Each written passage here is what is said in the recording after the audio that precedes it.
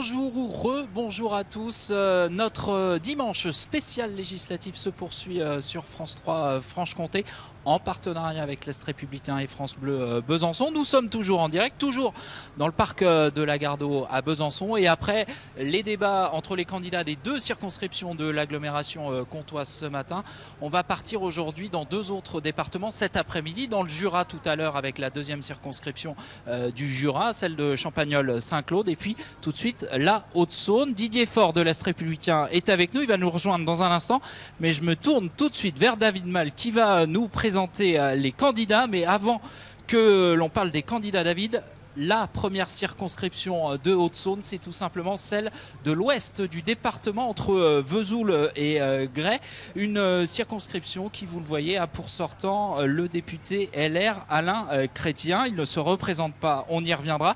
Et puis cette première circonscription de Haute-Saône, elle a voté en faveur de Marine Le Pen au premier tour de la présidentielle. Près de 30% des voix, vous le voyez, devant Emmanuel Macron et François Fillon. Jean-Luc Mélenchon suit quatrième avec un peu plus de 15% des voix.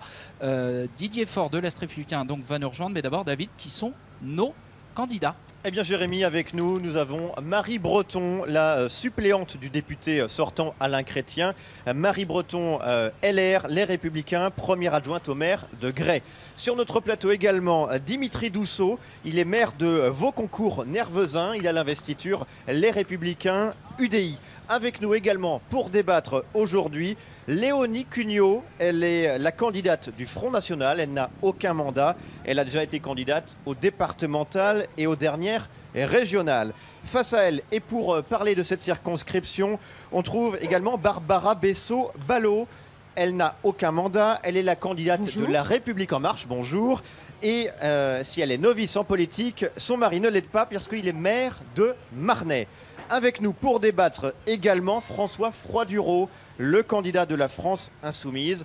Lui non plus n'a aucun mandat, c'est sa première candidature aux législatives et il est donc le candidat de la France Insoumise. Et puis pour terminer ce tour de plateau, eh bien nous sommes avec Laurent Ricard, le candidat du Parti Socialiste. Il n'a aucun mandat et c'est sa première candidature aux élections législatives sur cette circonscription donc de Haute-Saône. La première, voilà. Sont également candidats sur cette première circonscription Philippe Bazot du MEI, Rémi Brenet sans étiquette, Martine Buffet UPR, Thérèse Garret lutte ouvrière, Corinne Guyonnet pour Europe Écologie Les Verts, Marc Mantovani pour Debout la France et Cyril Morlot du PCF. Allez Marie Breton, on démarre avec vous ce débat. Vous êtes au parti Les Républicains, la suppléante du sortant, le député Alain Chrétien, et pourtant vous n'êtes pas investi par votre parti. Est-ce que vous payez là votre proximité avec Bruno Le Maire? Écoutez, moi actuellement je suis suppléante du député républicain Alain Chrétien. Nous avons fait le travail sur le terrain pendant 5 ans. L'investiture officielle, moi j'ai la légitimité du terrain, c'est la légitimité qui compte, c'est d'avoir fait le travail sur le terrain pendant 5 ans, d'avoir été présente auprès des gens, auprès des agriculteurs, auprès des industriels. C'est cette légitimité-là que je veux avoir. Bon, vous ne répondez pas à ma question, est-ce que vous payez votre proximité avec Bruno Le Maire? Il y a certainement des choses qui se décident à Paris, en catimini, qui ne sont pas forcément en correspondance effectivement à ce que les gens, les républicains du terrain attendent. J'en conviens. Et c'est peut-être ça que les partis payent aujourd'hui dans le résultat des élections. C'est qu'ils n'écoutent peut-être pas assez justement ceux qui sont sur le terrain. Marie Breton, Alain Chrétien fait partie des élus locaux qui ont appelé leur formation politique à répondre à la main tendue d'Emmanuel Macron. Quel député serez-vous si vous êtes élu? Ferez-vous partie de la majorité présidentielle? Là aussi, je vais être très claire. Je pense qu'il ne faut pas faire de chèque en blanc au président Emmanuel Macron, mais il ne faut pas non plus être dans l'obstruction systématique. Moi, je veux être dans la construction, dans la proposition.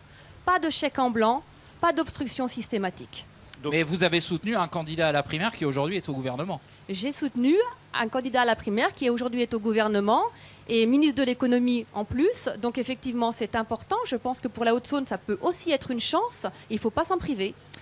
Dimitri Dousseau, vous êtes maire d'une petite commune donc de Haute-Saône, investi officiellement par le parti Les Républicains. Pourquoi avoir contesté la légitimité du duo sortant? Alors tout d'abord, précisons une petite chose, c'est que la légitimité du terrain, ça s'appelle l'élection. L'élection, c'est les 11 et 18 juin, c'est pas pour l'instant. Par rapport à votre question, pour répondre assez simplement, Alain Chrétien renonçait très normalement, très légitimement à ne pas se représenter. Et il me paraissait assez normal que dans un parti politique au sein d'une démocratie comme la France, il puisse y avoir différentes candidatures à l'investiture.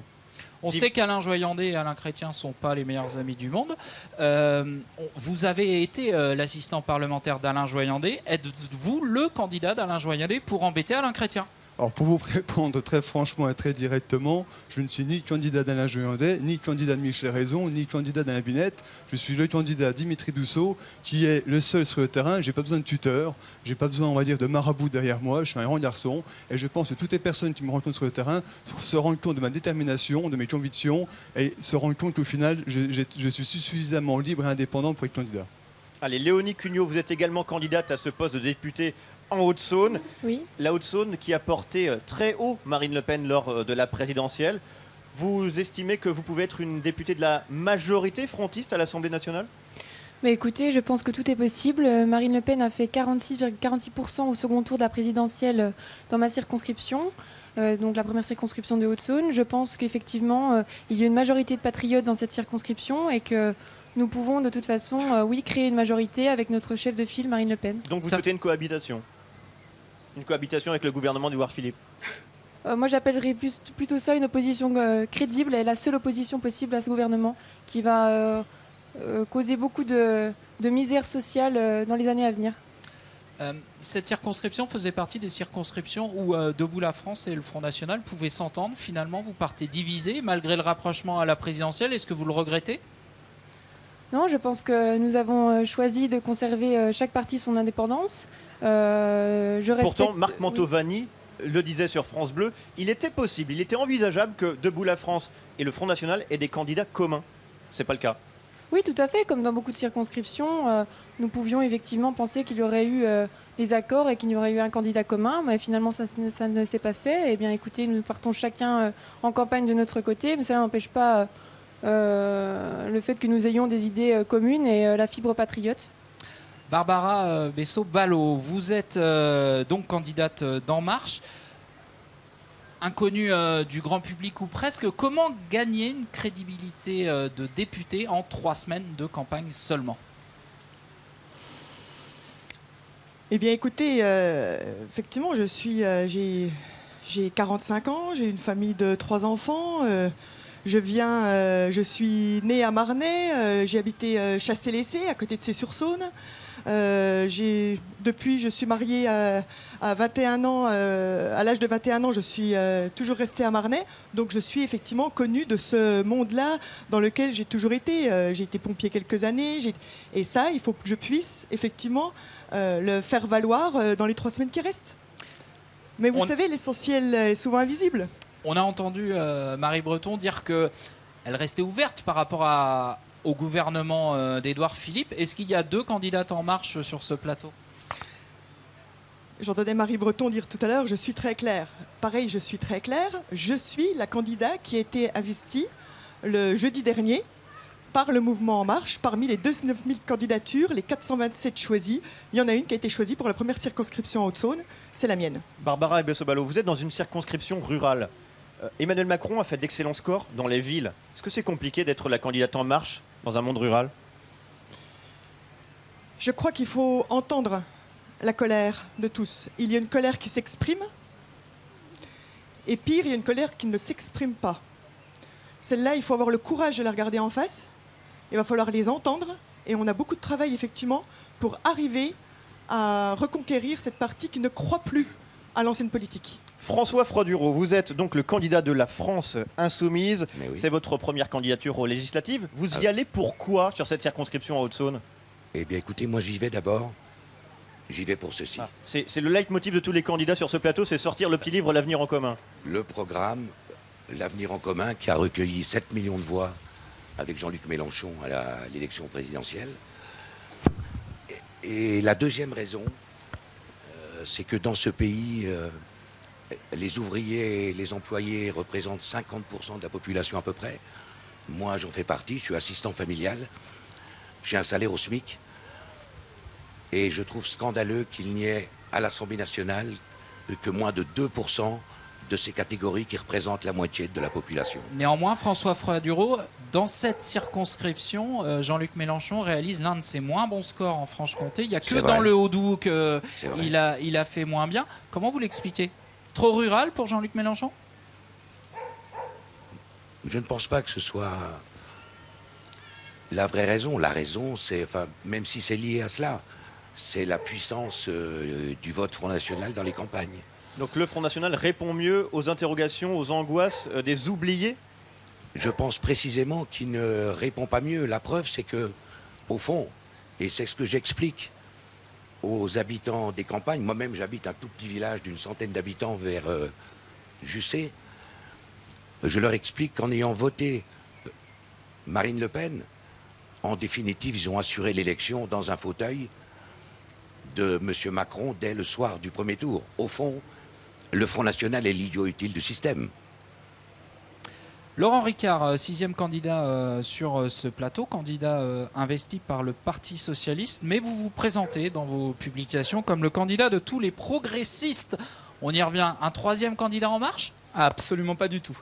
Je pense qu'il y a une chose qui est très Progressiste, c'est un peu... Oui, mais dans l'idée progressiste, on est d'accord qu'il y a une logique qui est très importante, qui est de dire qu'on vit mieux que ce que nos parents ont vécu.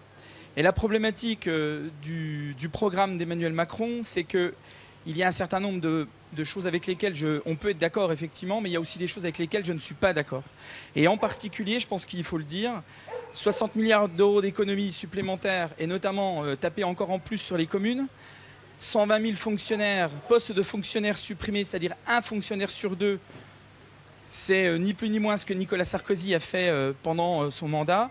Je pense que pour la vie de nos campagnes, pour la vie de la ruralité, ce sont des solutions et des propositions qui n'auront qu'une seule finalité, malheureusement, c'est de faire monter le Front National. Et je crois qu'on doit absolument lutter vraiment contre ça. Et je l'ai dit dans les autres publications dont vous parlez, le Front National, c'est mon ennemi. Et lorsque je travaille, oui, vous êtes très joli. Ça fait, en attendant, ça vous fait êtes quand même sourire mon ennemi. Léonie Cugnot. Mais oui, mais si je peux terminer juste là-dessus, la Haute-Saône, c'est un département industriel, c'est un département qui dépend de l'export énormément. Et lorsque l'on voit les solutions qui sont proposées par le Front National, notamment en termes de fermeture de frontières, en termes de sortie de l'euro, quand je rencontre des salariés, notamment j'ai visité Javet, Pâturage Comtois, qui sont des entreprises sur le territoire haute-saônois que vous devez connaître, qui, elles, ont besoin de l'export et ont besoin de l'euro. Et donc je suis là, moi, de mon côté, pour représenter ce que j'appelle cette gauche progressiste, mais qui a encore une capacité à faire avancer et progresser les choses. Merci Laurent Ricard, merci David. On va faire rentrer sur ce plateau Didier Faure de l'Est républicain. Bonjour Didier, vous avez choisi d'interroger nos candidats sur une thématique propre à cette première circonscription, la ruralité. Alors la ruralité, on voit bien ce qui se joue sur la carte de cette première circonscription saônoise. Au second tour de la présidentielle, le vote Front National se cristallise dans les zones les plus rurales. Et quand on parle aux habitants, ils se sentent délaissés, oubliés, déclassés. C'est la France des oubliés qu'il va falloir aller chercher dans cette campagne. À qui on peut poser la question? C'est à vous de choisir Didier. Alors peut-être à Léonie Cugnot. Quelle est la question? Est-ce que vous allez chercher cette France des oubliés? Et Tout comment à fait. vous allez les chercher? Tout à fait. De toute façon, c'est ce qu'on fait depuis le départ. C'est le socle principal de notre programme. Je pense que nous sommes les seuls à apporter les bonnes solutions, à savoir le retour à nos souverainetés, nos 4 grandes souverainetés, sortir de l'Union européenne, ce qui est indispensable. Ce que j'ai entendu tout à l'heure m'a fait sourire, mais aussi rire jaune, parce que les politiques qui sont menées depuis plus de 40 ans par la gauche et par la droite n'ont rien apporté, à part la misère. Les agriculteurs se suicident de plus en plus, mais ça, vous en parlez pas. Est-ce que vous savez combien l'Europe apporte à l'agriculture en Haute-Saône en particulier? Est-ce que vous connaissez le chiffre? Allez-y, dites-le. Non, mais Non, on n'est vous pas ne le savez là. pas. Non, mais nous ne Non, mais sommes pas là répondez pour jouer juste à à cette l'élève et au petite professeur. question. Moi, tout ce que je vois, c'est ce que l'Europe nous prend et ce qu'elle nous redonne. Mais qu'est-ce qu'elle Donc, apporte en aux l'occurrence- agriculteurs? Donnez le chiffre. Non, mais j'ai pas à répondre à votre question. Est-ce qu'on a le droit de participer ou pas? Oui. Oui. Ça serait intéressant. Allez, hein. Dimitri Dussault. Voilà, effectivement. Sur la parce que thématique j'en- de la ruralité, Tout à fait. agriculture et... Oui, la ruralité, la campagne de façon générale, parce que j'entends beaucoup de gens parler de ruralité, sauf qu'a priori, je suis peut-être le seul, avec notre collègue de Jean-Luc Mélenchon, à vivre dans une commune rurale, à vivre dans un village de 230 habitants, où je suis né, où je suis maire depuis un certain nombre d'années. J'habite Marnay. C'est Oui, encore mais rural. bon, c'est déjà un bourg, c'est le plus important. J'habite Et Villeparois, ce On qui est va, pas on va très pas bien. faire les communes d'habitation Mais en de tout tout cas, le monde. pour dire, Je la sais pas s'il y a ruralité- beaucoup d'agglomérations et de villes en Haute-Saône. Ouais, Voilà. enfin bon, c'est pas Donc- la même réalité. Mais pour revenir sur la ruralité, souvent, ce que les gens ont l'impression, c'est de ne pas être considérés. Regardez, pendant 5 ans, le déménagement du territoire qui a été mis en œuvre. On a fermé un collège à Champit. C'est les socialistes au pouvoir dans le département. On a réformé tous les cantons. Les gens ne s'y retrouvent plus. On a modifié les périmètres intercommunaux. Les gens ne s'y retrouvent plus. Ça, c'est On a pour le modifié- constat, mais oui, les mais c'est solutions. extrêmement important. C'est Mais extrêmement vos important. solutions, Bah, Dimitri très Dussault. simplement, on commence déjà par reconsidérer les gens. Pour le monde agricole, on arrête de les embêter, on arrête de mettre des normes supplémentaires, des contraintes supplémentaires. Quand je vois Nicolas Hulot qui rentre au gouvernement, je suis extrêmement inquiet. Pour les élus, on commence à leur redonner un petit peu de liberté, parce que je pense qu'il faut faire confiance au territoire, il faut faire confiance à l'intelligence de ceux qui sont, on va dire, élus, responsables économiques et habitants, pour savoir ce qu'ils veulent faire ensemble, pas faire ensemble, et leur donner les moyens. 1 euro pour la ville, et Moi, je ça voudrais devrait donner 1 intervenir euro sur pour la cette question, campagne. s'il vous plaît. François Froiduro. Problème de la ruralité, moi je pense que la première cause de la désertification de nos campagnes, c'est l'agriculture chimique industrielle qui sévit depuis des décennies. La concentration de plus en plus des terres dans les mains de quelques-uns. Et je pense que la principale réponse à la revitalisation des campagnes, c'est de changer de modèle agricole. L'agriculture bio est créatrice d'emplois. Ouais. Lorsqu'on pense, et je termine sur ce point, la France, historiquement, une des principales puissances agricoles d'Europe et même du monde, est aujourd'hui dans une situation d'importer 70% des produits bio qu'elle consomme. C'est absurde, c'est un scandale. Et donc il faut relocaliser et produire bio dans notre pays pour répondre aux besoins. Alors peut-être qu'il faut quand même ajouter, parce que je crois qu'il y a une question qui reste sans réponse, c'est que 80% de la production agricole haut-saônoise part à l'exportation et en dehors de France. Voilà, il fallait le dire. Marie Breton, on parle de qui quand on parle de la ruralité? Je voudrais justement intervenir là-dessus, parce que la ruralité, certes, il y a l'agriculture, mais ce n'est pas que ça. Ce n'est pas que les petits villages non plus, c'est tout notre territoire qui est rural. Les petits bourgs, les petits villages, les espaces ruraux sans la ville-préfecture ne fonctionnent pas. La ville-préfecture sans les petits bourgs ne fonctionne pas non plus. C'est un ensemble. Et c'est ça qui fait la fragilité de notre territoire et sa force. C'est qu'on fonctionne tous ensemble. Dans la ruralité, il y a aussi des entreprises, il y a aussi des artisans, il ne faut pas les oublier. Les petits commerces de proximité, les problèmes de santé, c'est ça la ruralité. C'est tout cet ensemble qui forme les composantes de la ruralité. J'y tiens particulièrement à l'agriculture. J'ai eu le soutien des gens de l'agriculture qui sont venus.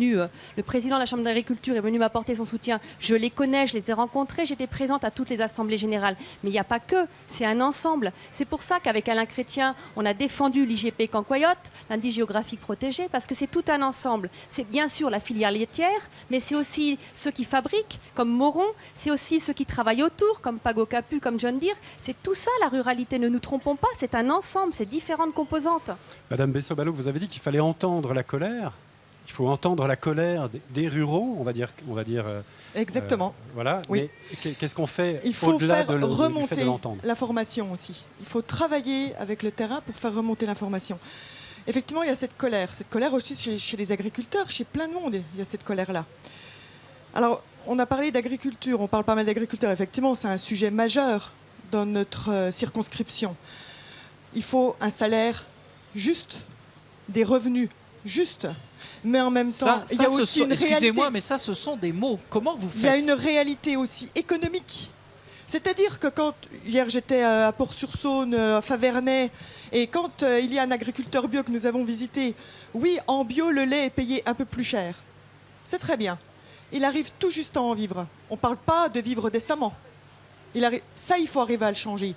Cependant, il y a une autre réalité derrière économique. On va discuter par exemple de nos très belles entreprises comme chez Mireille par exemple. Il faut qu'eux soient compétitifs aussi pour rester numéro 1 sur la pâte molle en Europe.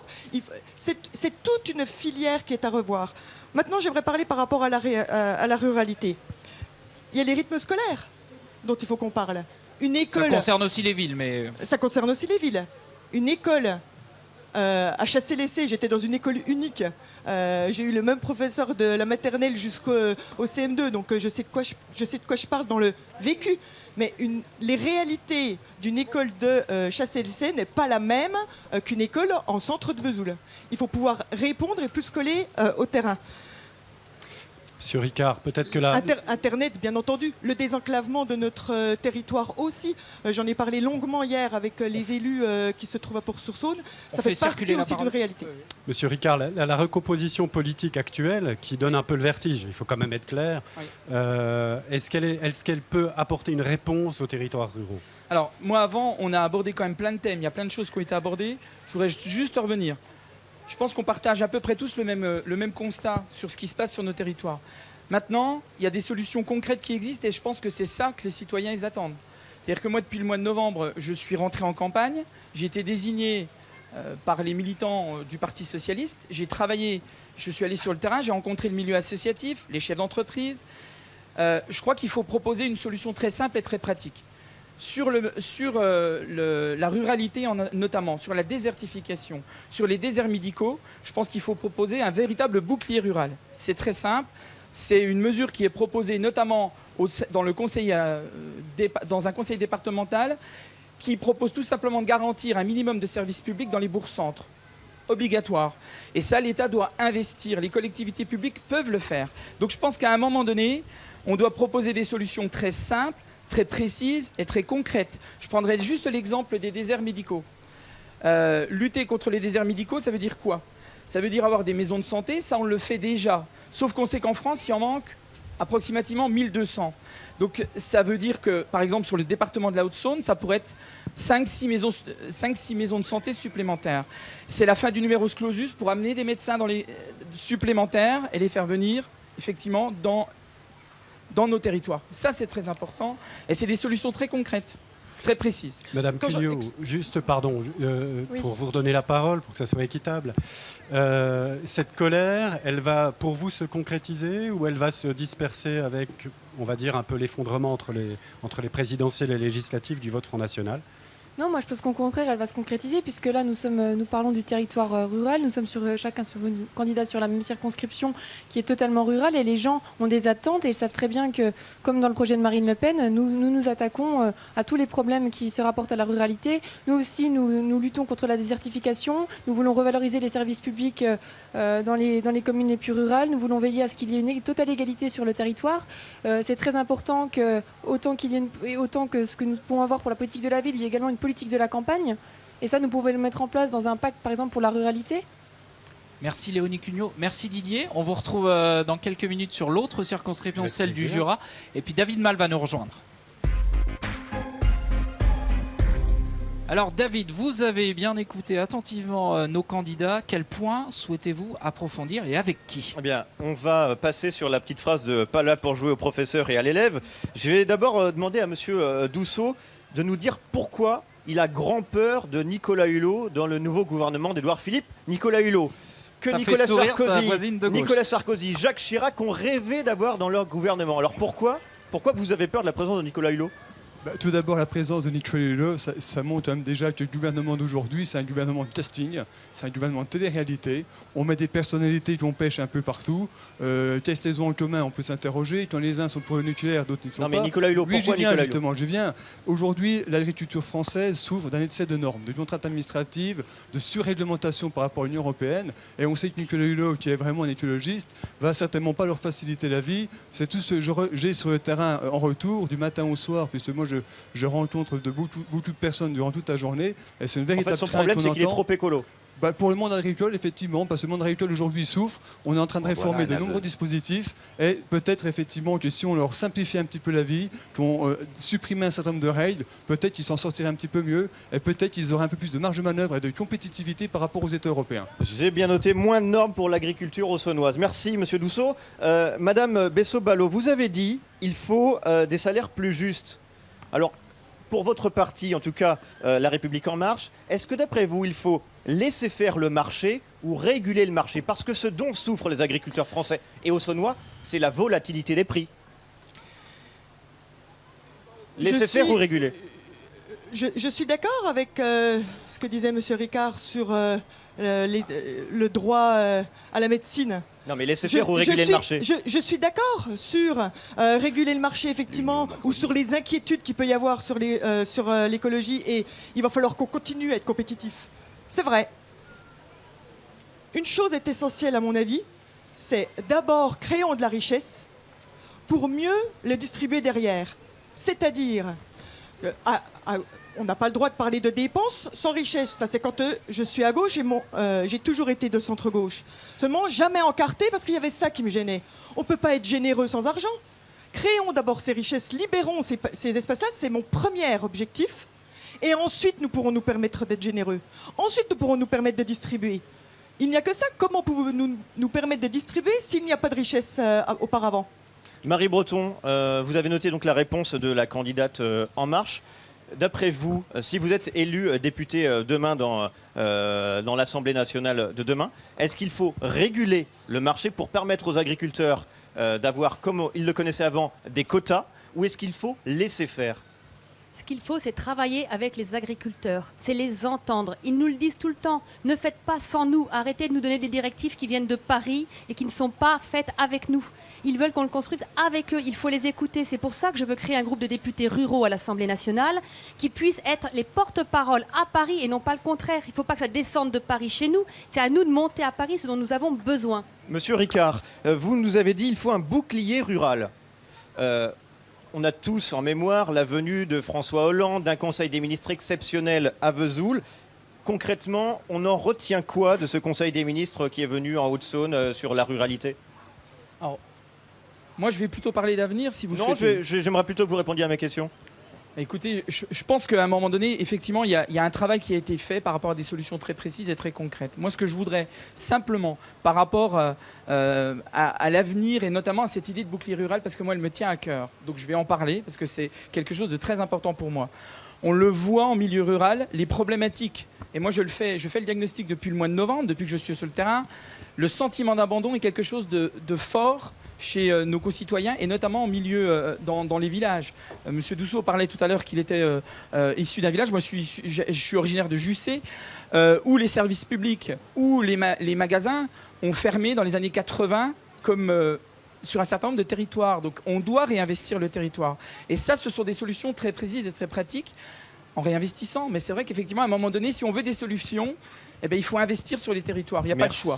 Merci pour votre réponse. On continue le tour de table Allez, rapidement. avec Monsieur Froiduro, je vous repose cette même question. Vous avez dit qu'il faut plus d'écologie. Il faut investir dans l'agriculture bio? Bien entendu. Il faut même que ce soit la priorité absolue. En ce qui nous concerne, dans notre programme, nous proposons la création de 500 000 emplois dans l'agriculture bio. L'agriculture bio est une agriculture de main-d'œuvre. Il faut rompre avec, je l'ai dit, la concentration des terres. Il faut revenir à une agriculture familiale, bio et paysanne. Mais pour cela, il faut rompre avec les traités néolibéraux de l'Union européenne. Léonie Cugnot, un dernier mot sur le thème de la ruralité. Vous êtes certaine de capter l'électorat rural? Oui, tout à fait. Nous proposons de valoriser les communes, c'est-à-dire qu'il faut revaloriser le rôle des maires des petites et moyennes communes. Nous ne voulons pas avoir un échelon totalement européen avec des méga-régions, l'Europe et des intercommunalités en bas. Et pourtant, la PAC, c'est ça. La PAC, c'est ça. La PAC, celle qui sert à avoir un revenu pour les agriculteurs, c'est l'Europe. Eh bien, c'est pour ça que nous étions pour une politique agricole française. Voilà, il fallait remanier le système parce que ça ne convient plus. Et on termine avec la PAC. Vous voulez la fin de la PAC, la politique agricole commune? Oui, mais ça amène à une totale destruction. Je veux dire, moi j'ai discuté avec des agriculteurs, ils n'en peuvent plus. Et comme le disait M. Dousseau, ils n'en peuvent plus de la PAC. La PAC, je pense que quand même... Ils n'en peuvent plus de la PAC, c'est ça que vous êtes en train de dire.